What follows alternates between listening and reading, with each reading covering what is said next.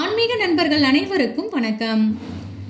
செல்வ செழிப்போடு வாழ்வதற்காகவும் சந்தோஷமான வாழ்க்கை அனுபவிப்பதற்காகவும் நாளை பிறக்க இருக்கக்கூடிய சித்திரை முதல் நாள் அன்று எப்படி நம் இல்லத்தில் கனி காணுதல் பூஜையானது செய்ய வேண்டும் என்பதை பற்றியும், பணம் தொடர்பான பிரச்சனைகள் தீர வேண்டி பண வரவு அதிகரிப்பதற்காக உச்சரிக்க வேண்டிய பண வசிய மந்திரத்தையும் இந்த பதிவில் நாம பார்க்க போறோம்.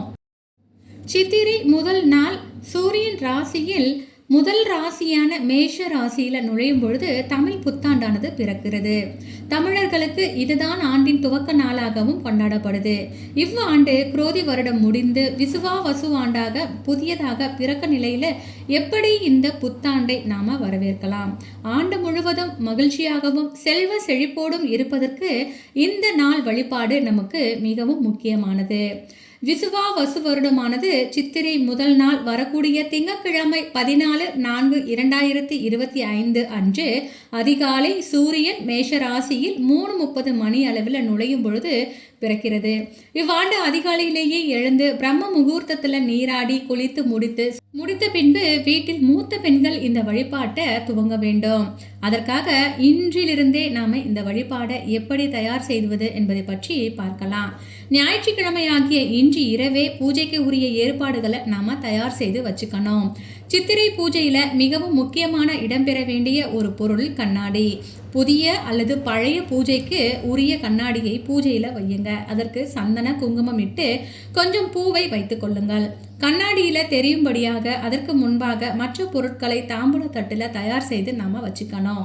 ஒரு பெரிய தாம்பூலத்துல முதலில் பழங்களும் அடுக்கி வைக்கணும். முக்கணிகளும் அதில் இடம்பெறணும். வாழைப்பழம், மாம்பழம், பலாப்பழ சுளைகள் இவை அனைத்தையும் நாம வைக்கலாம். மற்ற பழங்கள் நமக்கு விருப்பமானவைகளையும் வைக்கலாம். அடுத்த தாம்பூலத்தில் வெற்றிலை பாக்கு ஒன்று வைத்து அதற்கு மேலே மஞ்சள், குங்குமம், கிழங்கு இது எல்லாமே வைத்து கண்ணாடி வளையலும் நாம அடுக்கி வச்சுக்கணும். மற்றொரு தாம்பூல தட்டில் சில்லறை நாணயங்களும் ரூபாய் நோட்டுகளையும் தங்க நாணயங்கள் உங்களிடம் இருக்கும் பட்சத்தில் நாம எடுத்து வைக்கலாம். அடுத்தபடியாக நவதானியங்களை நாம வைக்கணும். நவதானியங்களை வைக்க முடியாவிட்டாலும் அதில் ஏதாவது ஒரு பொருட்களை நாம கண்டிப்பாக வச்சுக்கணும். மற்றொரு தட்டில் அரிசி, பருப்பு, கல்லுப்பு, வெல்லம், பேரிச்சை பழம் போன்றவற்றையும் வைத்து ஒவ்வொரு பொருட்களையும் கோபுரம் போல குவித்து வைக்க வேண்டும். அதுக்கு பிறகு நம்ம பித்தளை அல்லது செம்பு கலசத்தில் தண்ணீரை நிரப்பி அதில் கொஞ்சமாக பச்சை கற்பூரத்தை போட்டு துளசி இலைகளையும் போட்டு நாம் வைக்கலாம். காலையில் உங்கள் வீட்டினுடைய மூத்த பெண் தயாராகி அந்த கண்ணாடியில் முதலில் எல்லா பொருட்களையும் நாம் பார்க்கணும். இதனை கனி காணுதல் என்று சொல்லுவாங்க.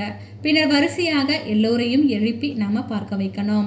வாசலில் வண்ண நிறங்களில் கோலங்கள் போட்டு பெரியதாக அதற்கு நடுவே கிழக்கு முகமாக ஒரு விளக்கு ஒன்று ஏற்றி வைத்து மகாலட்சுமியை நாம் வரவேற்கணும்.